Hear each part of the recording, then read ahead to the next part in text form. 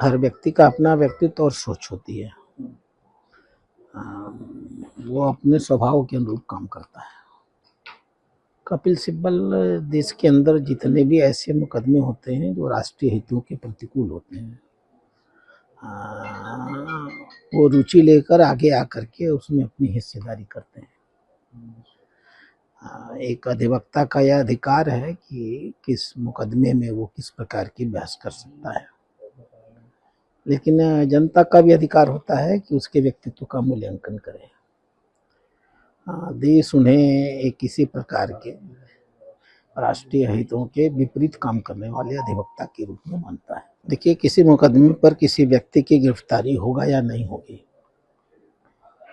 ये निर्णय लेने का अधिकार भारतीय जनता पार्टी के पास नहीं होता है, ईडी और सीबीआई के पास नहीं होता है। ये निर्णय तो अंतिम स्तर पर माननीय न्यायालय लेती है।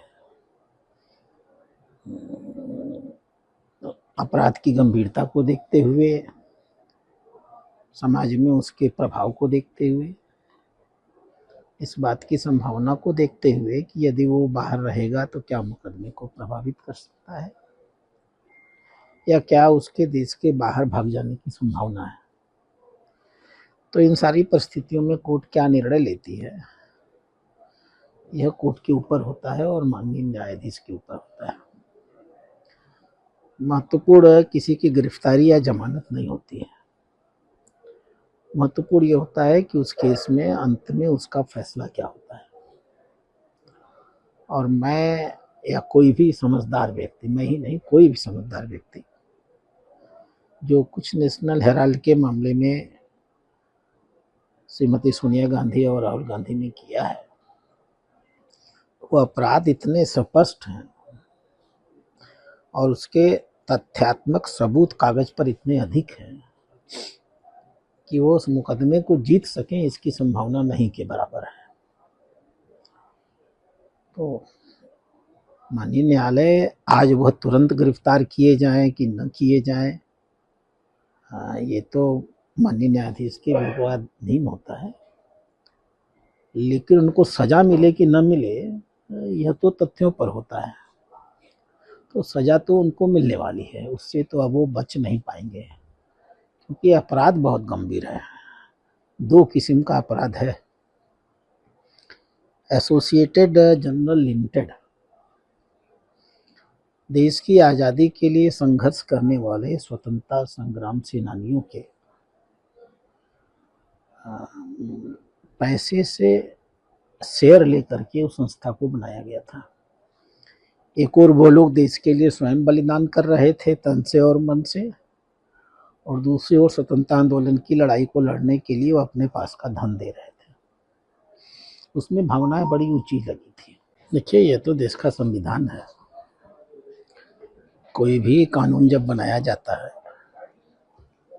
तो उस कानून के निर्वचनीयता पर माननीय उच्चतम न्यायालय, कोई भी न्यायालय में जा सकता है और कोई भी इस बात की चुनौती दे सकता है कि यह कानून भारत के संविधान की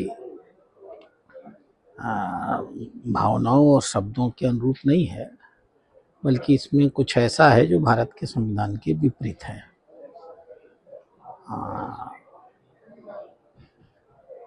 माननीय उच्चतम न्यायालय उस संविधान की पुनर्व्याख्या नहीं कर सकते, लेकिन यह जरूर देख सकते हैं कि वो संविधान की भावनाओं के अनुरूप है या नहीं है। उसकी कॉन्स्टिट्यूशनलिटी पर उन्हें विचार करने का अधिकार होता है। अब कांग्रेस के पास कोई मुद्दे बचे नहीं हैं। ये लोग एक्चुअली बेरोजगार हो चुके हैं, चाहे गहलोत जी हों चाहे कांग्रेस जी हो। इनके पास न तो कोई राजनीति में काम करने को बचा है तो कोई पूंजी बची है। तो ये अपने वजूद के संकट से गुजर रहे हैं। तो उनको लगता है कि एक बड़ी नेता पर आक्रमण करके हम अपने आप को चर्चित बना सकते हैं। ये उसी का प्रयास है, इसमें कोई दम नहीं है। जो कुछ बंगाल में हो रहा है वो टीएमसी की घटिया राजनीति का फल है। टीएमसी इस बात को समझ चुकी है कि अब बंगाल में उसके दिन बहुत बचे हुए हैं और जब भी चुनाव होगा तब जनता उनको पूरी तरह रिजेक्ट करने वाली है। इसीलिए वो प्रयास कर रहे हैं कि कम से कम जिन वोटों को संभाला जा सकता है उन वोटों को संभाला जाए।